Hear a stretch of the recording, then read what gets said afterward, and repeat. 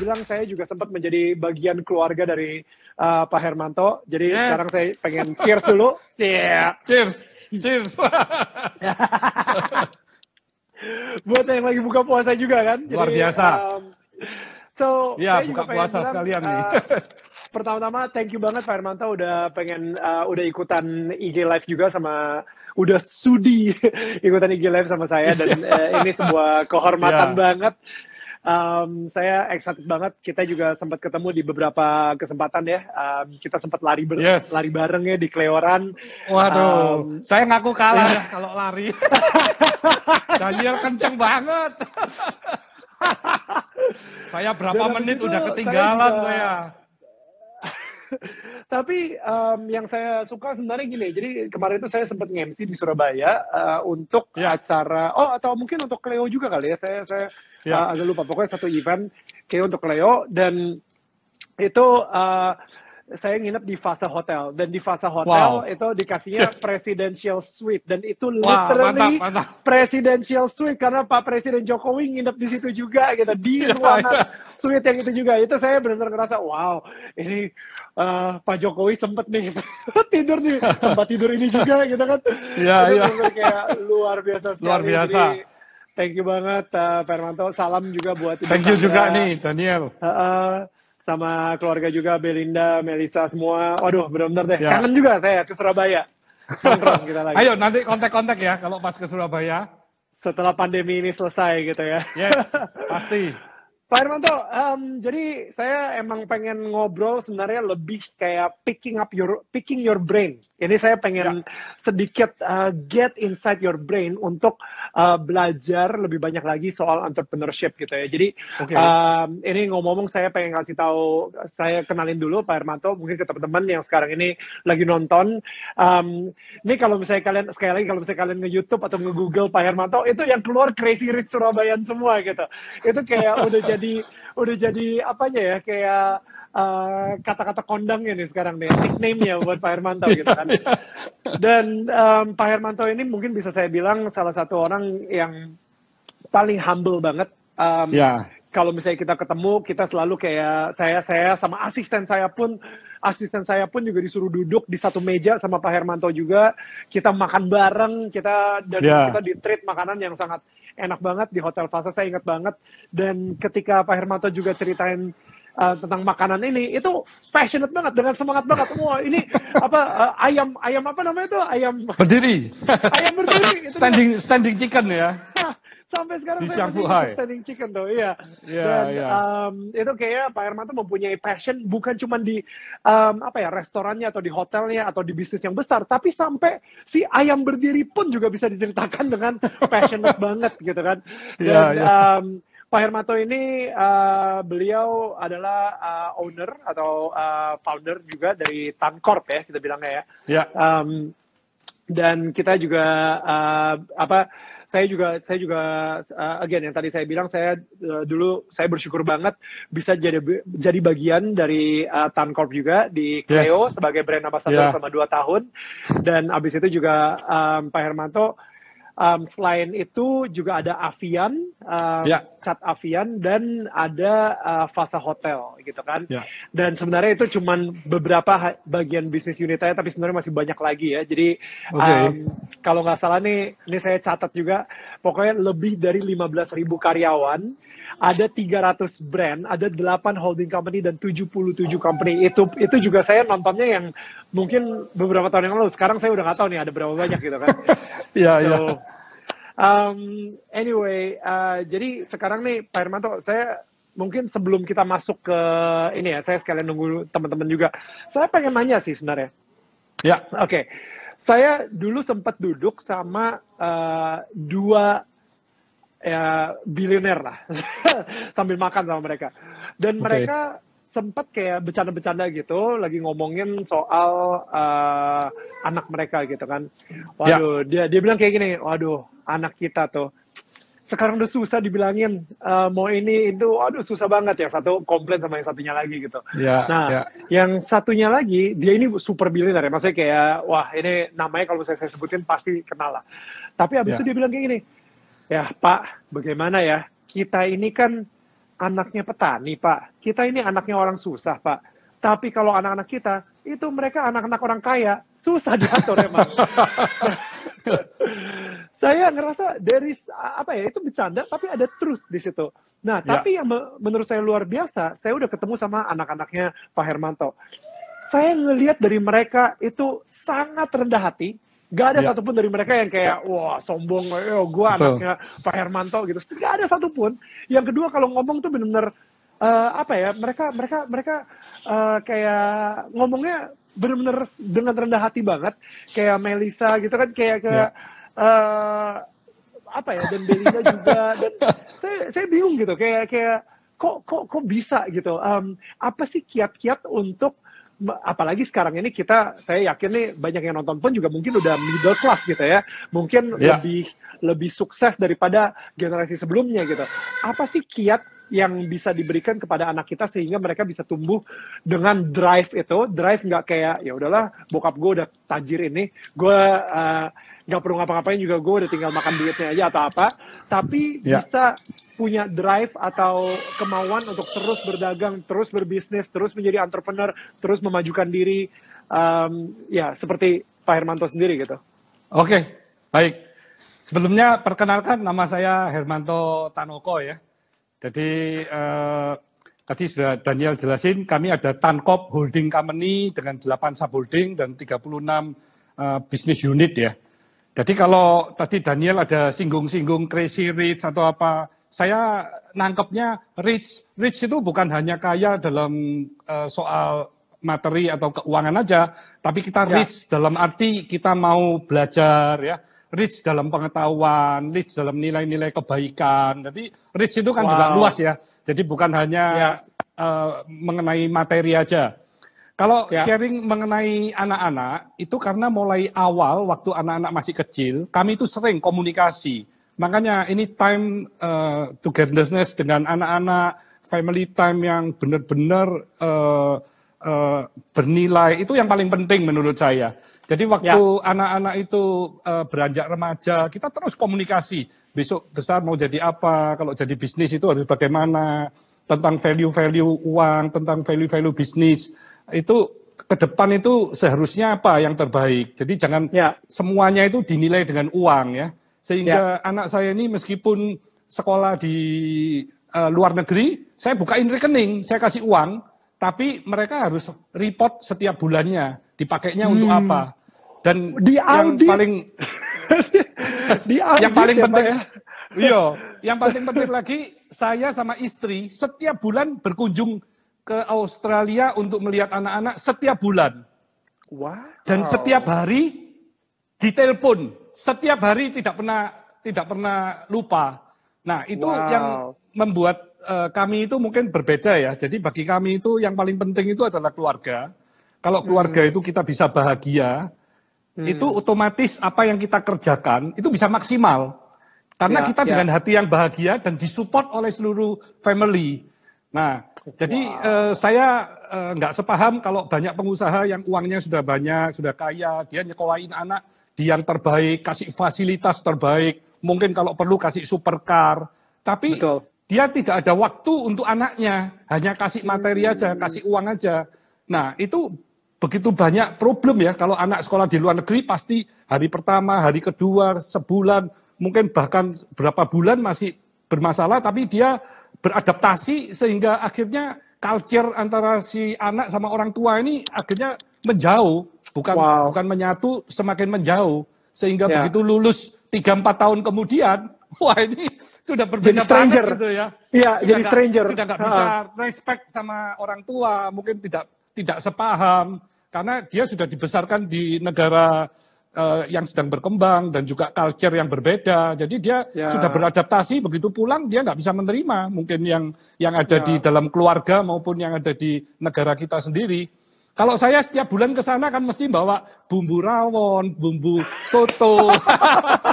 Jadi kayak Belinda, Melisa kalau nggak makan Indonesia itu nggak bisa gitu. Jadi teman-teman saya itu selalu takut, wah anak hati-hati, you sekolah di sana nanti nggak mau pulang. Saya ngomong, nggak mungkin nggak mau pulang. Mereka kalau sebulan nggak makan makanan Indonesia bisa pusing. Wah gitu. itu boleh tuh, dibikin kecanduan sama makanan Indonesia gitu ya, supaya mereka mau balik lagi. Tapi emang menurut saya juga pas sekolah di Australia emang makanan Indonesia yang benar-benar bikin kita rindu banget balik ke Indonesia gitu kan. Makanya Daniel balik ya. Kalau sudah nggak rindu, sudah nggak balik. So, Pak Hermanto, jadi saya sebenarnya di sini juga pengen apa ya, selama seperti IG Live yang lain juga gitu, saya juga sering ngobrol banget kepada entrepreneur khususnya kayak Pak Hermanto sendiri gitu ya, di mana sekarang ini tadi saya bilang di Instagram saya punya satu perusahaan aja namanya Dem I Love Indonesia, itu punya 20 karyawan. Itu aja saya udah deg-degan, saya udah khawatir banget, saya sampai nggak bisa tidur, saya sampai dapetin panic attack gitu ya misalnya gitu ya, kayak ini gimana nih, saya juga banyak di mall dan lain-lain, tapi sekarang mallnya pada tutup, jadi toko saya pun juga secara revenue pemasukan kami itu terimpactnya cukup besar lah kayak gitu ya. Nah, apalagi Pak Hermanto sendiri yang punya 15.000 karyawan gitu, lebih bahkan kan. Dan tadi ada 33 bisnis unit misalnya, 33 atau 36 lupa, saya cuma banyak banget lah ya. Dan perusahaan sebanyak itu gitu. Jadi saya penasaran sih, sekarang ini Pak Hermanto tapi tetap begitu tadi kita ketemu, kita ngobrol juga, semangat pagi, wah tetap semangat. Kayak aduh Neil, saya lagi stres nih, jangan jalan. Kayak gitu ya. Jadi saya penasaran sih, apa sih yang membuat Pak Hermanto sendiri juga bisa seoptimis ini dan mungkin seenergik ini juga gitu? Ya, kalau saat ini kan kita semua bahkan di dunia ini kan mengalami pandemi COVID yang sebelumnya tidak pernah terpikirkan gitu ya. Kalau krisis mungkin sudah sering, setiap 10 tahun kita sudah alami. Kalau memang pandemi ini yang dialami oleh seluruh dunia ini memang luar biasa sekali impact-nya ya. Nah, ini adalah suatu ketidakpastian, yang mana ketidakpastian itu adalah di luar dari kontrol kita. Jadi saya selalu berpikir bagaimana kita bisa bersikap yang positif untuk menghadapi wabah ini. Karena apa yang kita pikirkan, apa yang kita lakukan, itu adalah hasil nanti yang akan kita capai gitu. Jadi di seluruh bisnis unit kami itu semuanya dalam masa bulan Februari, Maret, April itu semuanya sudah membuat strategic plan, emergency plan, bagaimana mengatasi COVID ini bahkan sampai Desember 2020. Jadi yang worst case skenario-nya yang pasti kita bisa tercapai dengan berbagai effort maupun best skenario-nya. Jadi dua-duanya kami buat sehingga dari sisi cash flow semuanya per Desember 2020 kami sudah tahu gitu. Nah ini yang penting yang harus kita lakukan gitu ya, supaya kita tidak kebingungan setiap hari cuma penuh dengan ketidakpastian tapi tidak melakukan apa-apa. Ya. Dan saya penasaran juga nih Pak ya, kayak saya ngerasa kalau misalnya ada cara berpikir atau mungkin ada kebiasaan yang dilakukan oleh let's say orang-orang sukses gitu ya, dan kebiasaan-kebiasaan tersebut beda dengan apa yang mungkin middle class lakukan atau mungkin bahkan orang lain lakukan lah pada umumnya gitu ya, the mass market misalnya. Saya penasaran sih, kayak Bapak bisa ceritain nggak, mungkin dari Bapak bangun sampai Bapak tidur lagi, itu kebiasaan apa yang mungkin kita bisa contoh? Karena saya percaya begini nih, saya percaya kebiasaan kita itu akan membentuk karakter. Dan karakter kita akan menentukan nasib kita. Jadi kalau misalnya kebiasaan Pak Hermanto sekarang saya ikutin, kalau misalnya saya ikutin kebiasaan Pak Hermanto, mungkin saya akan berubah menjadi sebuah karakter yang berbeda dengan karakter saya sebelumnya. Dan itu akan menentukan nasib saya, ya 10%-nya dari Pak Hermanto ya saya udah seneng. Kayak gitu. Jadi ya saya berasa kayak kebiasaan-kebiasaan Pak Hermanto itu apa sih, kayak 9 to 5-nya atau mungkin dari bangun sampai tidur gitu? Saya kalau tidur biasanya antara jam 9 malam, setengah 10 sudah tidur. Jadi saya bangunnya itu pagi ya, jam 4, setengah 5, jam 5 itu saya sudah bangun. Nah dari bangun saya olahraga 5 kali seminggu. Olahraganya saya bermacam-macam, ada cross trainer, kadang saya jalan pagi, saya renang. Kalau sekarang jalan paginya saya kurangin, saya banyak aktivitinya di rumah kan. Saya fitness supaya otot-otot juga nggak lentur ya, nggak lemah, jadi tetap terbentuk. Jadi saya melakukan berbagai macam olahraga kurang lebih setengah jam, tapi non-stop ya. 5 kali seminggu. Jadi itu membuat seluruh organ saya ini kan semuanya sudah bergerak gitu ya. Nah dari sisi waktu bekerja pun saya kan sudah ada planning dalam 2-3 bulan sudah ada jadwal dan kami liatin prioritasnya apa itu, yang penting-penting yang harus saya lakukan dalam setiap harinya itu. Karena bisnis unit saya kan banyak, tapi dengan adanya COVID ini saya semakin produktif itu. Karena meeting dengan Zoom, dengan Meet ini kan cuma setengah jam, 1 jam, setengah jam, 1 jam, tapi kan bisa bergantian gitu ya. Betul. Jadi menurut saya ini adalah plus poin nanti setelah COVID ini selesai. Wow, ini persaingan di dunia usaha ini akan semakin ketat lagi. Karena perusahaan-perusahaan yang bisa beradaptasi hal-hal yang positif ini, dia akan semakin cepat, biaya akan semakin turun, dan itu impact-nya bagus sekali untuk kedepannya ya. Jadi saya, saya ini percaya sekali dengan mindset. Jadi kalau mindset itu adalah pilihan dari kita semua ya. Jadi kalau seseorang itu mindset-nya sudah negatif, maksudnya segala sesuatu itu dia ngomong tidak mungkin, tidak bisa, tidak mau, dan tidak yang lain, maka apa yang dia lakukan juga pasti tidak melakukan apa-apa, dia semuanya serba tidak. Sehingga hasilnya atau nasibnya juga pasti tidak jelas juga. Karena dia mempunyai mindset seperti itu.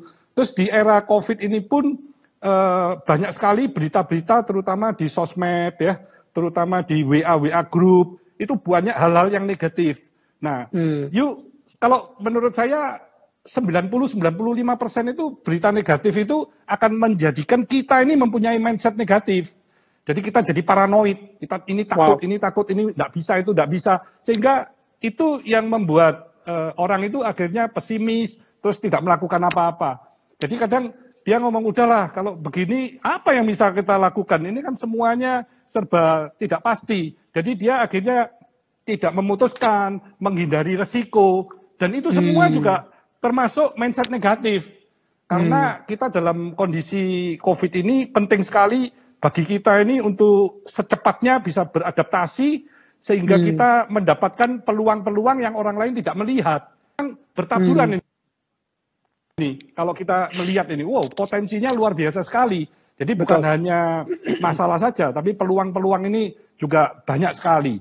Jadi saya selalu menganjurkan seluruh tim di saya, di seluruh bisnis unit, terutama leader-leadernya, bagaimana bisa memberikan contoh mindset yang positif kepada jajarannya, sampai kepada bawahannya. Karena kalau mindsetnya itu positif, jadi kita mendapatkan masalah atau segala sesuatu itu bukan reaktif, tapi kita berpikir strategis. Bagaimana nih bisa diatasin, bagaimana kita juga harus banyak bergaul, juga mendengarkan orang-orang yang berpikiran positif. Karena ini justru membuat kita menjadi positif mindset. Dari sisi kita punya kekuatan atau perusahaan punya kekuatan, itu juga harus kita ketahui. Dan kekuatan itu bisa nggak dengan adanya COVID ini memberikan peluang-peluang. Kelemahan-kelemahan kita apa? Kelemahan itu bisa nggak dirubah untuk menjadi sebuah kekuatan. Terus ada lagi opportunity maupun ancaman-ancaman yang ada, itu semua harus dibuat strategi-strategi yang benar-benar bisa kita implementasikan supaya kita menjadi pemenang dalam era yang sulit ini gitu ya. Karena kalau dari sisi pandemi ini kan kita alami semuanya lah. Bukan cuma 1-2 orang atau perusahaan, tapi semuanya. Jadi setiap bisnis unit saya ini mempunyai 5-star strategi untuk menghadapi COVID-19 ini. Wow. Nah, saya pengen ngomongin soal 5-star strategi. Tapi sebelum itu, saya pengen apa ya, saya pengen rekomen dulu kepada semua yang lagi nonton sekarang ini, kalau misalnya kalian bisa nonton interviewnya Pak Hermanto dengan, kayak tadi, ini Rico Huang lagi nonton juga, tadi saya ngeliat, saya nontonin YouTube-nya itu bagus sekali. Mungkin bisa dicek juga, karena wow, it's very inspiring, dan habis itu juga kayak ngomongin soal di mana papanya dari Pak Hermanto sendiri ngajarin entrepreneurship dari umur 5 tahun gitu kan. Betul. Itu luar biasa banget. Dan habis itu tadi ada juga di YouTube 30 under 30 ya, or something like that, billionaire under 30 gitu. Jadi ngomongin soal Pak Hermanto sempat lahir di kandang ayam gitu. Jadi ini so many inspiring things yang keluar dari Pak Hermanto. So really I would recommend, mungkin sekarang ketika lagi pandemi ini kalian nggak ada kerjaan gitu ya, kalau misalnya kalian bingung mau nonton apa, kenapa nggak nonton YouTube yang benar-benar bisa mengisi hidup kalian dengan value-value yang begitu luar biasa ini gitu. Dan kedua, kalau misalnya kalian pengen nanya langsung ke Pak Hermanto, langsung ini di bawah ini ada kotak tanda tanya. Nah, klik di situ aja, kalian langsung type in pertanyaan kalian ke Pak Hermanto itu apa gitu. Jadi kalian nanti mungkin 15 menit terakhir gue akan membuka question and answer session sama Pak Hermanto sendiri. So, tadi ngomongin soal 5-star strategy. 5-star strategy ini yang mungkin yang diterapkan di saat pandemi corona ini gitu. Kalau misalnya boleh tahu, apa sih motivasi, apa sih purpose di balik 5-star strategy ini, Pak? Purpose-nya bagaimana kita bisa mencapai goal di tahun 2020 yang sudah dicanangkan. Jadi dengan analisa SWOT tadi, terus kita membuat strategi pilihan dari strategi semua yang ada itu, kita pilih 5 yang terbaik, yang kontribusinya itu kalau sesuai Pareto 80-20 itu 80-nya itu untuk mencapai goal yang sudah kita canangkan tadi. Jadi tujuannya tetap align ke goal-nya tadi ya. Kita setiap perusahaan kan pasti punya goal. Betul, saya minta contoh deh Pak. Jadi sekarang ini, let's say salah satu industri yang kena hit banget adalah perhotelan. Karena nggak ada orang yang lagi traveling, nggak ada orang yang lagi mau kemana-mana, mereka nggak mau nginep di hotel juga gitu. Nah, dan Bapak sendiri ada fase hotel. Fase hotel ini juga luar biasa sekali ya. Kayak tadi saya nonton juga di YouTube, 1,8 T investasi buat fase hotel dan juga office space dari si itu ya, komplek tersebut gitu. Nah, saya penasaran, sekarang ini 5-star strategi apa yang Bapak terapkan untuk hotel Bapak? Karena sekarang ini emang salah satu yang kena hit banget adalah hotel gitu. Betul. Perhotelan. Kalau hotel ini memang luar biasa sekali ya kepukulnya. Jadi kami melakukan saat ini, kami juga melakukan more agresif dengan F&B. Jadi di fase ini kami menjual makanan mulai dari 40-50 ribu sampai yang mau abumen mingguan, abumen bulanan untuk makanan Chinese, makanan Indonesia, itu kami semua kami deliver dengan harga-harga yang sangat terjangkau ya dari sisi COVID. Nah itu tentunya juga bisa membuat chef-chef kami ini semuanya tetap bisa berkarya ya. Mereka pembuatannya juga memakai APD, bahan baku semuanya tanpa MSG. Jadi kelasnya ini kelas bintang 5, tapi harganya ini harga yang bisa diterima oleh masyarakat gitu. Nah ini satu yang kami lakukan. Kami juga memasarkan voucher-voucher jangka panjang sampai akhir tahun, sampai tahun depan supaya juga bisa menambah cash in untuk masa yang akan datang ya. Dari sisi karyawan yang ada itu supaya tidak menambah beban, kami sebagian alokasikan ke bisnis unit kami yang memerlukan tambahan karyawan gitu ya. Kan ada industri-industri di healthcare, ada industri di coating yang memang membutuhkan, jadi kami offerkan supaya dari sisi biaya juga lebih slim. Dari sisi biaya yang lain-lain semuanya yang tidak diperlukan kami reduce, kami cut semuanya, termasuk dari misalnya pemakaian dari chiller, pemakaian dari kompresor, semuanya kami matikan semua. Karena sekarang ini akupansi kurang lebih cuma 10%, Daniel. Jadi memang hotel ini yang paling terpukul. Dan tim inti yang ada ini saat ini bersama dengan tim dari Tanrise, membuat perencanaan untuk fasa hotel di Canggu, fasa hotel di Ubud, fasa hotel di Malang, Solaris Hotel. Ini kami dalam perencanaan semua.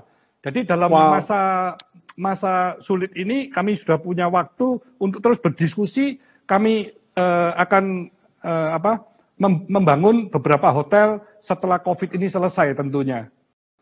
Jadi semuanya sibuk, semuanya aktif, dan juga ada ekspansi. Di fasa tahun ini juga akan ekspansi ke lahan sebelah. Kami akan bangun juga pada tahun ini. Jadi selesainya mungkin Q1 tahun depan. Supaya dalam masa-masa sulit ini kan tamu berkurang, kami mulai melakukan ekspansi gitu di dalam fasa sendiri. Ini luar biasa sekali. Jadi kami tetap berpikir ke depan gitu ya. Betul.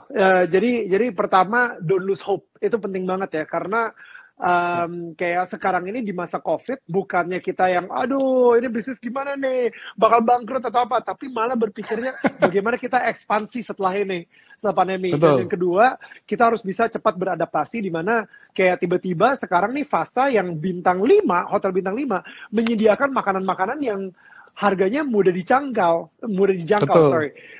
Jadi sehingga orang-orang sekarang dari segala kelas manapun bisa membeli makanan dari hotel bintang 5 tersebut gitu ya. Dan ini bersaing juga dengan mungkin restoran-restoran middle class lainnya gitu. Dan ini membuat perputaran atau misalnya ekosistem bisnis dari fasa hotel sendiri itu juga tetap berjalan.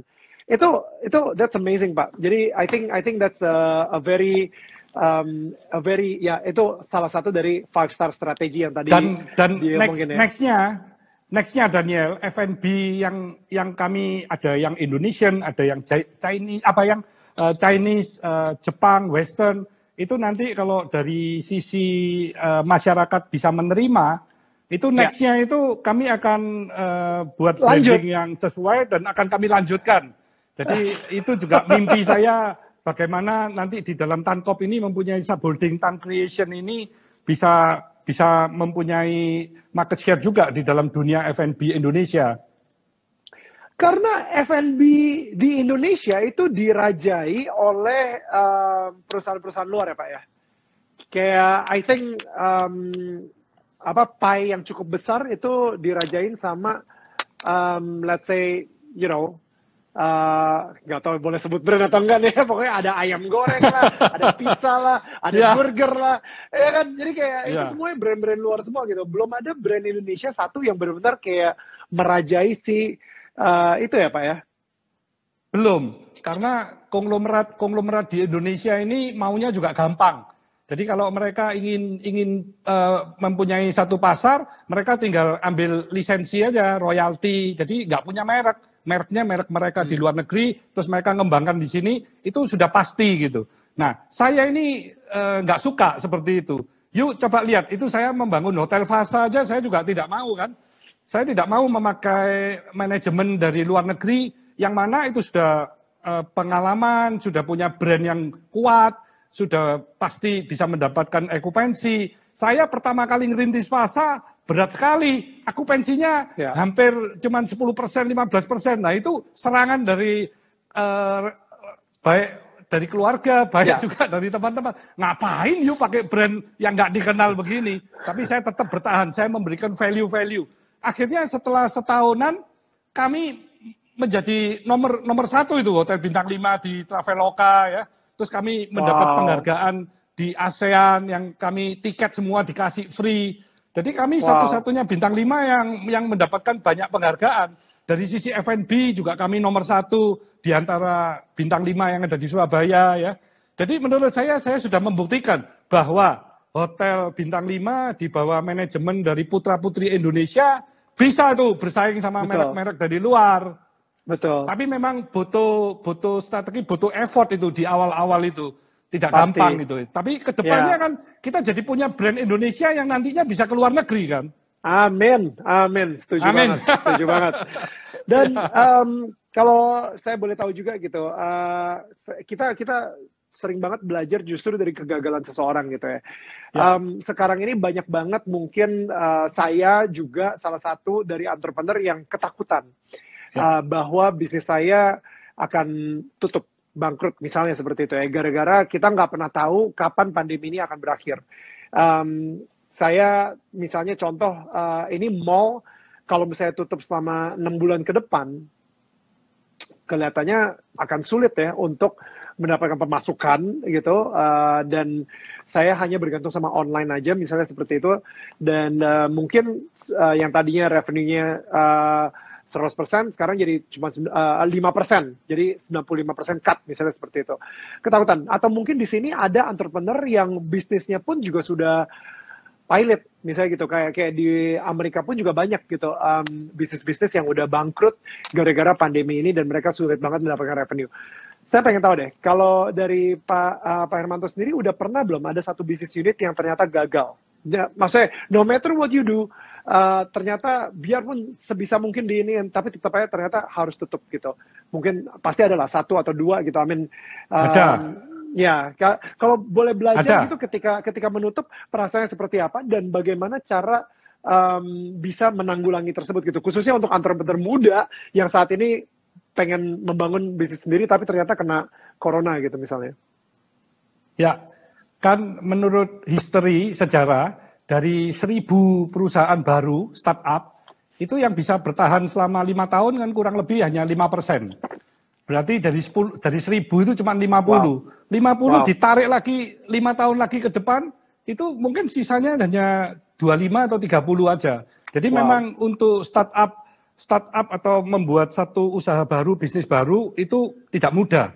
Karena di situ kita harus punya satu orang yang rohnya itu selalu memikirkan bagaimana nih perusahaan ini bisa survive, bisa mempunyai diferensiasi yang jelas, mempunyai pasar yang terus bertumbuh ya. Nah ini kan harus ada yang memikirkan day to day-nya karena persaingan sekarang kan luar biasa sekali ketatnya gitu ya. Potensi pasar demikian besar, semakin lama semakin besar. Tapi persaingan juga sama, persaingan juga semakin ketat gitu. Jadi ini adalah hal yang harus diketahui. Nah dari sisi kegagalan yang saya lakukan, itu biasanya kami waktu masuk itu terlalu cepat. Jadi kami merasa yakin ini akan berhasil, kami masuk, wah nggak taunya kompetitornya ini benar-benar sangat tough ya. Kami melakukan segala macam cara nggak bisa. Akhirnya kami pikir udahlah energi kami nggak di sinilah. Saya lebih baik energi, dana apapun di switch ke bidang yang kita benar-benar paham. Jadi habis itu saya benar-benar tidak berani untuk masuk di satu industri yang bagus meskipun dari bisnis plan semuanya bagus. Kenapa? Karena kita tidak paham tentang bisnis tersebut. Jadi kita harus masuk yang benar-benar kita itu paham. Kalau kita diversifikasi yang masih ada related, yang masih ada hubungan, itu nggak apa-apa. Misalnya dari sisi properti saya masuk ke hotel. Nah ini dunia hotel sama dunia properti ini kan masih nyambung gitu ya. Ada relate dalam masa pandemi ini hotel terpuruk, properti juga terpuruk. Tapi ini kan sudah menjadi core bisnis saya. Saya nggak mungkin ini akan saya tutup kan. Tapi saya justru melihat peluang. Apa nih dalam masa-masa pandemik ini saya bisa launching properti-properti yang diinginkan oleh masyarakat nih. Kan nggak mungkin nih orang bertambah tapi orang married terus nggak membutuhkan rumah. Kan pasti butuh rumah. Nah rumah yang harga berapa? Mungkin yang 500 atau yang 600. Nah itu kami buat satu project dan next ini kami juga mau membuat satu kota di Gresik. Nah di situ saya implementasikan. Jadi kami nggak berhenti gitu ya. Jadi hotel pun kan hotel terpuruk, tapi kami merencanakan untuk 4 hotel lagi di daerah-daerah yang menurut saya sangat potensi ini. Ini kan pandemi ini bukan selamanya ini. Setelah ini selesai kan Bali ini akan booming lagi nih. Karena orang-orang yang kepingin ke pantai, orang dari luar negeri yang cinta ke Bali ini kan ingin semua ke sana. Dari China ini, dari sisi orang China yang ingin ke luar negeri, Bali ini destination nomor 1 bagi mereka. Oh wow, ya. Itu very hopeful sih. Saya dengarnya juga very hopeful dan emang benar. Saya sendiri juga dulu pernah kayak ditawarin, mas saya sebagai kayak celebrity public figure gitu kan, kita pengen lah kayak invest di mana-mana. Saya sempat ditawarin untuk invest di mining. Batu bara gitu misalnya. Kalau yang nggak ngerti jangan dah. Gak ngerti apa-apa. Saya pikir kayak, wah gila. Tapi kayaknya duitnya menarik gitu kan. Udah sempet tergiur tuh. Jangan. Udah riset. Wah ternyata, wah beneran saya nggak ngerti apa-apa. Yang ada saya bakal ditipu. Saya tahu banget saya bakal ditipu. Jadi mendingan saya say no. Biarpun kayak menggiurkan banget gitu. Tapi emang bener kata Pak Hermanto juga gitu. Nah, jadi kita juga sempat ngobrol ya Pak ya, dan Bapak juga sering banget ngomong soal ini gitu, dan saya ngerasa ini adalah sesuatu yang sangat useful banget. Saya ngerasa apa sih yang seharusnya dimiliki oleh entrepreneur di Indonesia gitu, karena saya tahu mimpi Pak Hermanto sendiri itu ingin membuat 1 juta entrepreneur di Indonesia, dan itu luar biasa sekali, 1 juta entrepreneur, dan Bapak sendiri juga membuat staf karyawan Bapak yang 15.000 lebih itu ada beberapa yang Bapak justru malah mendorong mereka gitu untuk menjadi entrepreneur sendiri, untuk mempunyai bisnis UMKM sendiri gitu. Jadi itu luar biasa banget gitu. Nah, dan Bapak sempat bilang kalau misalnya soal 3P dalam yang maksudnya 3P yang membedakan entrepreneur kebanyakan. Jadi entrepreneur itu kayak dibagi jadi 3 golongan. Yang pertama, mereka profit oriented gitu ya kalau nggak salah. Yang kedua adalah passion oriented. Dan yang ketiga, purpose oriented. Boleh nggak dijelasin soal 3 tipe entrepreneur ini gitu? Boleh. Jadi kalau saya selalu sharing kalau tipe pengusaha maupun tipe karyawan, itu kalau yang profit oriented, itu selalu hitung-hitungan. Jadi semuanya itu mesti dihitung, cuan atau enggak. Kalau karyawan selalu dibandingin, saya terima gaji sekian, ya kerja jam 4, pulang ya sudah, langsung saya pulang dah. Nggak perlu nyelesain kerjaan atau mencarikan, gaji saya cuma sekian kok. Nah itu karena hitung-hitungan, jadi menurut saya level 1 ini level yang paling rendah. Level yang paling rendah. Jadi ini benar-benar trader yang cuma mikirnya sesaat, bukan mikirnya long term.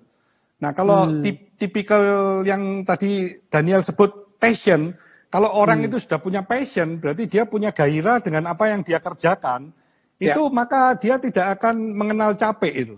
Dan apa yang dia pikirkan itu juga penuh dengan kreativitas. Sehingga biasanya orang-orang yang passion ini, dia bisa bekerja jauh lebih optimal dari yang level 1 tadi.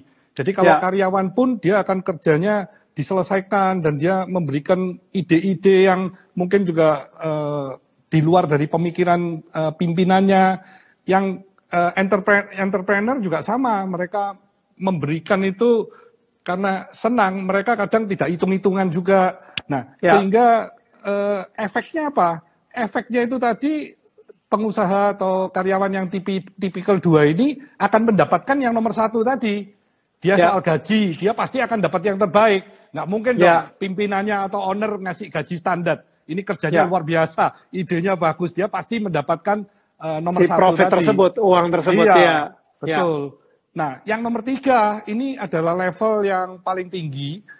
Ini adalah purpose oriented. Nah, ini bagaimana seorang pengusaha atau seorang karyawan itu waktu bekerja itu dia memikirkan bagaimana nih semua stakeholder, semua pembeli maupun konsumen semuanya ini bisa mendapatkan benefit, mendapatkan kebahagiaan. Kalau karyawan juga memikirkan gimana nih perusahaan ini supaya bisa maju, mereka mikir extra mile, jadi hal-hal yang mungkin tidak terpikirkan. Nah, karena mereka memikirkan tanpa ego pribadi, tanpa memikirkan diri sendiri, akhirnya hasil yang mereka kerjakan itu akan luar biasa sekali. Dan nomor 2, nomor 1 itu ikut semua pasti ikut juga. Pasti ikut gitu ya.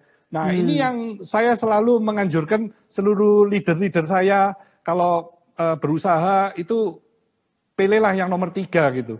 Kalau you 3 nggak bisa, ya nomor 2. Tapi yang nomor 1 forget it. Jangan melakukan yang nomor 1. Kalau zaman-zaman seperti COVID sekarang ini, contoh nih misalnya ya, banyak orang yang selalu menawarkan dagangannya. Jadi dia gimana cara jual ini? Saya bingung nih, nggak bisa jual terus. Jadi dia memikirkan menjual terus gitu. Padahal kalau zaman seperti sekarang, kita harus berubah bagaimana kita stop direct selling, tapi kita start helping. Start helping itu maksudnya gini, perusahaan kita ini bisa membuat apa sih sehingga proyek yang kita kerjakan itu bisa membuat banyak wirausaha, banyak orang ini mempunyai penghasilan tambahan, akhirnya mereka bisa happy dan mereka bisa menunjang proyek-proyek yang kita kerjakan. Jadi banyak bio saya ini sekarang yang melakukan kayak Cleo, kan ada Cleo Rumah Sehat. Cleo Rumah Sehat ini di perumahan-perumahan kami bangun Cleo Rumah Sehat. Jadi sebulan kurang lebih 1.700 sampai 2.000 Cleo Rumah Sehat. Nah itu kan memberi penghasilan tambahan kepada ibu-ibu rumah tangga yang bisa melayani seluruh perumahan. Nah kami juga punya satu pabrik plastik geomembran, satu-satunya di Indonesia. Karena sekarang proyek infrastruktur semuanya lagi berhenti, kami mengalihkan bagaimana geomembran itu bisa dengan uang hanya 1 juta bisa menghasilkan ikan lele 3 juta itu setiap bulannya. Kan berarti itu cuma satu aja. Kalau dia mau 5, berarti 5 juta jadi 15 juta. Jadi dia bisa aja cuma butuh lahan sedikit di pekarangan, di halaman. Dan itu sudah kami pikirkan semuanya. Jadi mereka kami ajarin itu nanti. Jadi kami tidak menjual geomembrannya, tapi kita menjual satu proyek untuk menambah income mereka. Saya selalu percaya sih yang namanya purpose oriented itu akan lebih menang daripada profit oriented. Itu saya selalu percaya. Gitu. Karena ketika let's say gitu ya, ojek online aja deh, ya kan? Kita sebut aja langsung Gojek gitu ya atau Grab gitu. Nah, jadi dengan adanya bisnis mereka di sini di Indonesia, contohnya Gojek gitu ya, itu memberikan impact yang begitu besar sama supir-supir Gojek gitu atau masyarakat gitu yang ternyata yang tadinya mereka nggak punya penghasilan yang segitu bisa mendapatkan penghasilan yang cukup lebih gitu gara-gara mereka narik ojek misalnya seperti itu impact yang sangat jelas banget. Begitu juga dengan let's say Airbnb atau misalnya Uber, pikirinlah Uber gitu misalnya. Pikirin semua bisnis-bisnis yang bukan cuma mendatangkan profit buat perusahaannya, tapi memberikan purpose atau keuntungan bagi masyarakat sekitarnya. Dan disitulah, kalau misalnya kita sebagai entrepreneur bisa mikir seperti itu, udah pasti profit akan datang, udah pasti passion pun juga kita punya gitu. Karena yang namanya purpose oriented ini pasti akan dapat benturan-benturan juga. Tapi kalau misalnya kita nggak punya passion, begitu benturan pertama kita udah udah hilang, udah jatuh duluan. Tapi kalau misalnya Pak Hermanto sendiri sekarang ini kan juga tadi yang seperti saya bilang, jadi saya penasaran nih, kalau misalnya ngomongin purpose oriented, apa sih purpose seorang Hermanto Tanoko di dunia ini gitu? Saya ingin menciptakan 1 juta entrepreneur itu, jadi adalah purpose hidup saya gitu ya. Dan 1 juta itu akan saya dapatkan dari seluruh bisnis unit saya ini yang bisnis unit kami ini yang bisa melahirkan para wirausaha ya. Juga dari Hermanto Tanoko Foundation dan next projectnya saya mau membangun sekolah SMK yang mana sekolah SMK itu akan merekrut anak-anak yatim piatu dari seluruh wilayah Indonesia.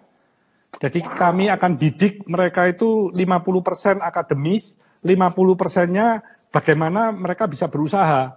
Jadi nanti teman-teman saya yang pengusaha-pengusaha saya minta jadi dosen tamu untuk ngajarin mereka supaya mereka bisa berwirausaha. Jadi lulus mereka sudah harus bisa menjadi wirausaha yang mandiri dan sehat. Nah ini adalah impian saya. Jadi kalau nantinya sekolah ini bisa jadi ratusan atau ribuan atau mungkin murid-muridnya sudah banyak, ya bisa aja. Wah berarti dari BU saya dapat 1 juta nih, dapat dari foundation saya 1 juta, dapat dari sekolah 1 juta. Why not gitu? Karena 1 juta ini kan saya juga satu mimpi saya kalau itu bisa melebihi ya saya pasti bersyukur lah ya. Jadi kita hidup ini bisa memberi satu makna ya. Jadi nggak hanya hidup dan mati gitu aja. Sekolahnya gratis juga dong berarti itu ya? Gratis, semuanya gratis. Termasuk kami akan sediakan asrama ya.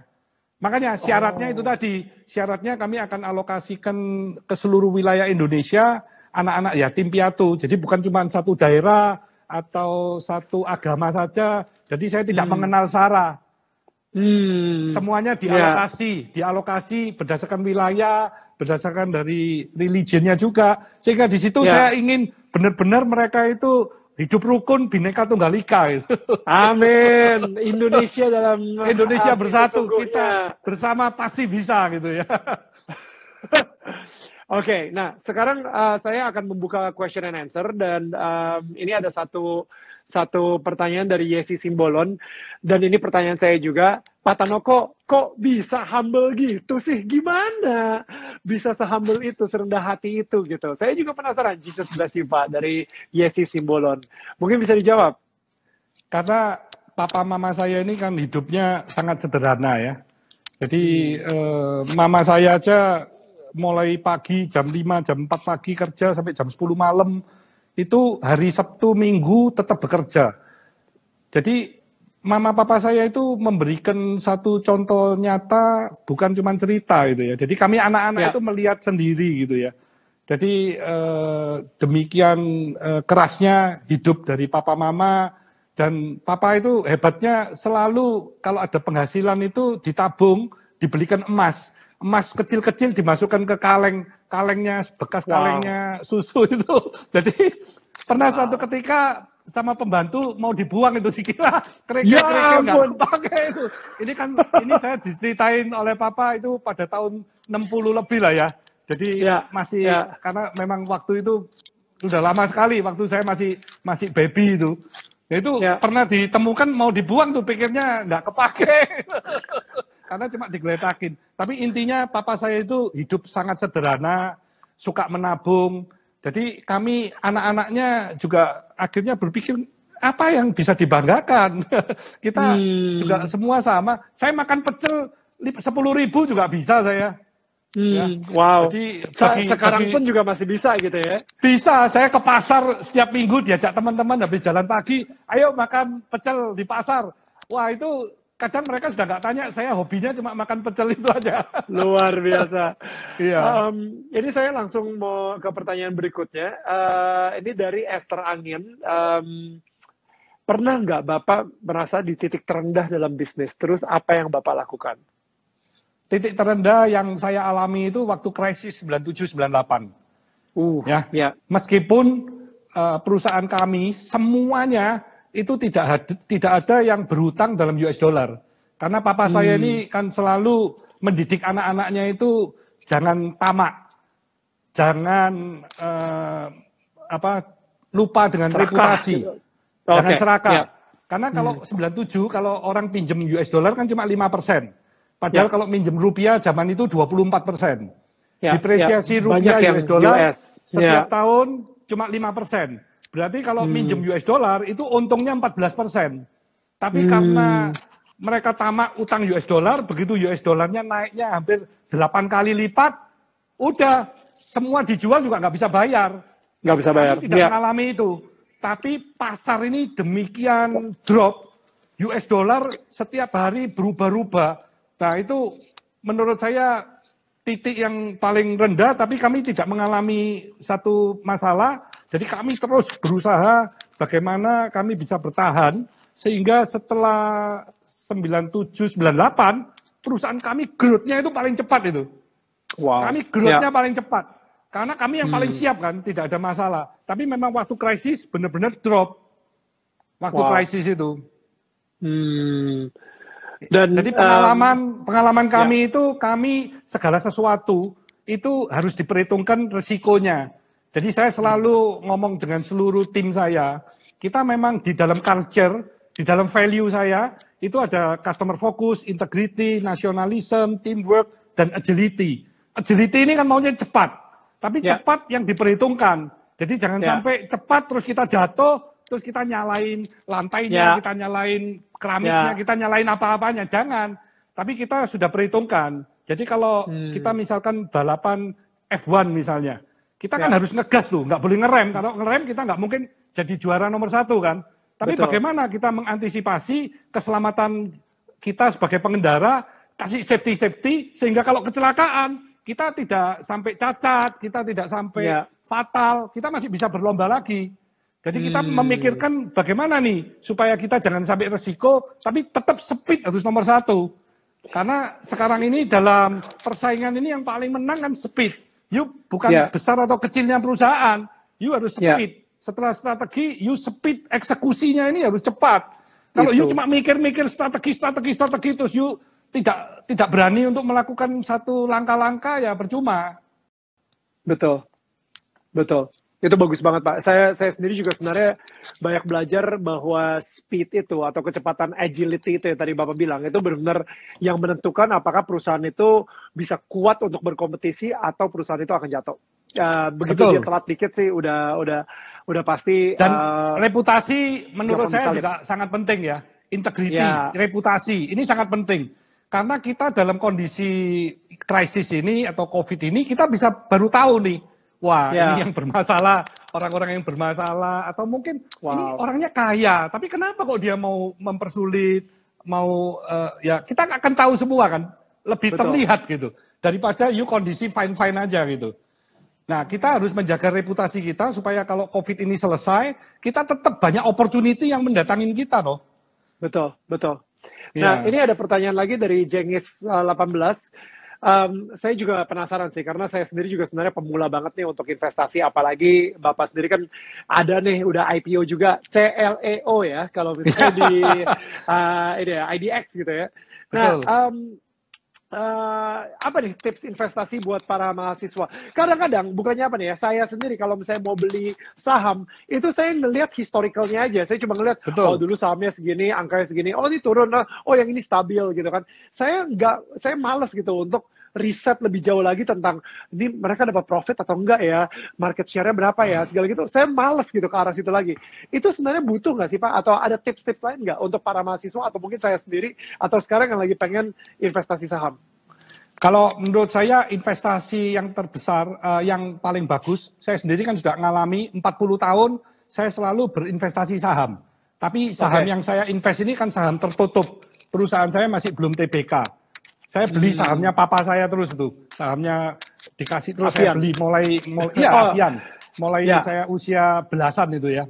Jadi dari pengalaman saya itu, saya suka sekali untuk membeli saham. Karena sebuah perusahaan itu kalau you bertumbuhnya itu bisa 30-40%, itu 10 tahun, you 1 juta bisa jadi 20 juta. Tahun ke-20, 20 tahun kemudian, 20 jadi 400. Berarti kalau 30 tahun, 400 jadi 8M. Kalau you 40 tahun, 8M itu bisa jadi 60 sampai 150M. Dari uang 1 juta. Ya, jadi itu saya beli sekali untuk invest di saham. Tapi saham yang apa? Nah, ini tadi, kalau sekarang kan sudah ada yang TBK nih. Tapi TBK ini ada 700 emiten, itu mungkin 600 you buang semua tuh, 600 itu. You sisain 100 aja. Dari 100, you seleksi lagi, you buang lagi 90. You sisain 10 aja. Dari 10, you mau invest 5 perusahaan juga boleh. Tapi benar-benar yang sudah selektif kan. Nah, seleksinya bagaimana? Seleksinya pertama, menurut saya bidang usahanya itu yang masa depannya cerah. Jangan yang disrupsi. Jadi tidak disrupsi. Itu yang pertama. Yang kedua, ownernya itu menjalankan good governance. Ya, kalau you bisa mengenal ownernya itu lebih bagus lagi, ya. Yang ketiga, fundamental keuangannya itu bagus. Kalau fundamental kan you cuma tinggal lihat revenue sama profit sama history 3 tahun sebelumnya, nanti ke depan projectionnya seperti apa? Oh bagus. Gitu sih. Nah itu berarti oke. Terus yang keempat itu perusahaannya harus nomor 1 atau nomor 2 di bidangnya. Kalau you nomor 1, nomor 2 itu biasanya dia sudah mature ya. Maksudnya sangat potensi untuk terus bertumbuh. Nah, yang paling penting lagi adalah history growth.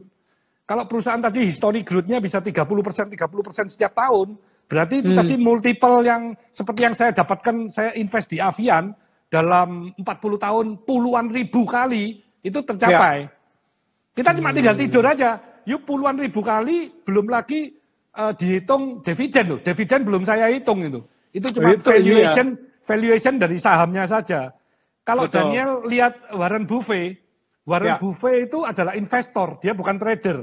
Kalau trader, resikonya you punya bisnis utama. Misalnya you jadi selebriti, artis, you begitu trader, you ngeliatin itu terus. You nggak concern itu sama you punya bisnis Betul.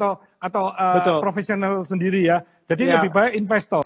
Warren Saya Buffett malah mungkin kalau di atas panggung jadi kepikiran gitu. Waduh, ini gue harusnya beli lagi atau gue harus terus itu stres. Nah, kalau you invest saham, kalau sahamnya lagi turun seperti sekarang, wow, dapat diskon nih. Beli lebih banyak kan begitu kan? Ya. Saham yang you sudah kenal tadi, cuma 5 saham tadi atau cuma 6 saham. Jangan banyak-banyak.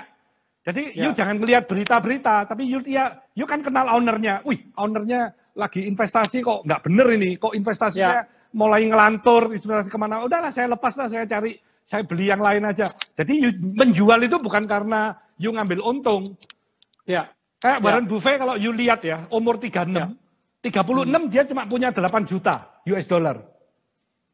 Waktu dia usia 56, kekayaannya 1,4 billion US dollar. Berarti dalam 20 tahun, dia naiknya 175 kali. Kalau di Indonesia naik 400 kali dalam 20 tahun, wajar. Karena Indonesia ini country risk-nya lebih tinggi, cuannya pasti lebih banyak. Ya. Terus Warren Buffett waktu usia 88 tahun, kekayaannya adalah 80 billion US dollar. Naik 60 kali lipat dari 1,4. Jadi kalau you hitung 8 billion US dollar dengan 8 juta US dollar, dia ada kenaikan 1000 kali. Tapi 1000 kali ini dalam waktu 50 tahun di Amerika. Dan dia cuma beli saham dan ditaruh. Dia nggak kerja itu. Dia nggak punya karyawan. Dia nggak punya apa-apa. Seperti Pak Lo Keng Hong di Indonesia juga sama. Beli saham, tinggal tidur. Pak Lo Keng Hong itu dulunya karyawan bank waktu tahun 97. Sekarang dia punya investasi saham 3-4 triliun itu. Ya, kenapa? Karena multiple tadi, dia multiple terus.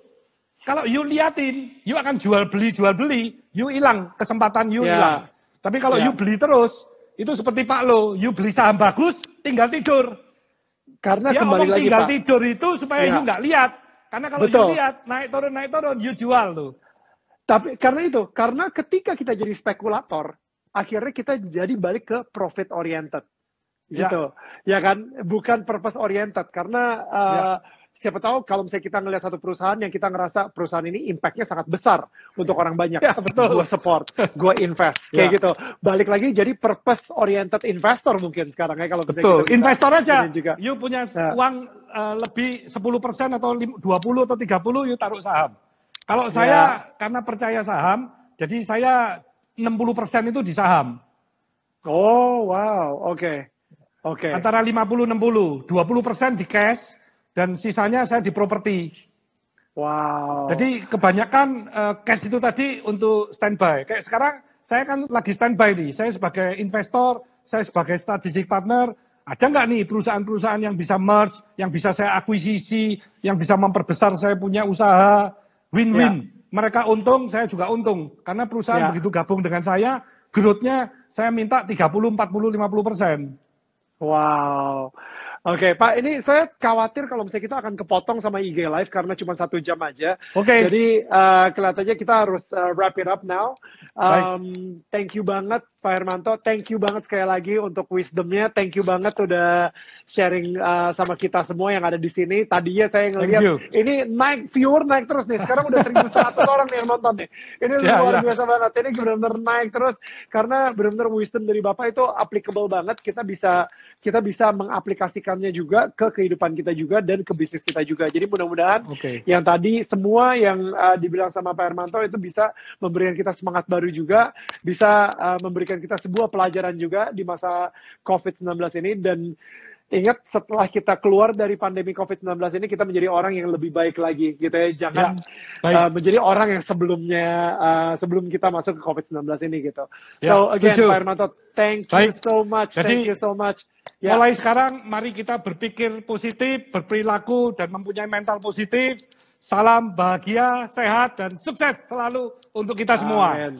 Yes, terima kasih Pak Hermanto. Oke, sukses. God bless you, Pak. Salam buat Cassandra. Sukses buat salam juga untuk Daniel semuanya. Dan keluarga. Terima kasih, Pak. Yuk, kita ketemu lagi, Pak ya. Yuk, mari, Pak. Bye-bye.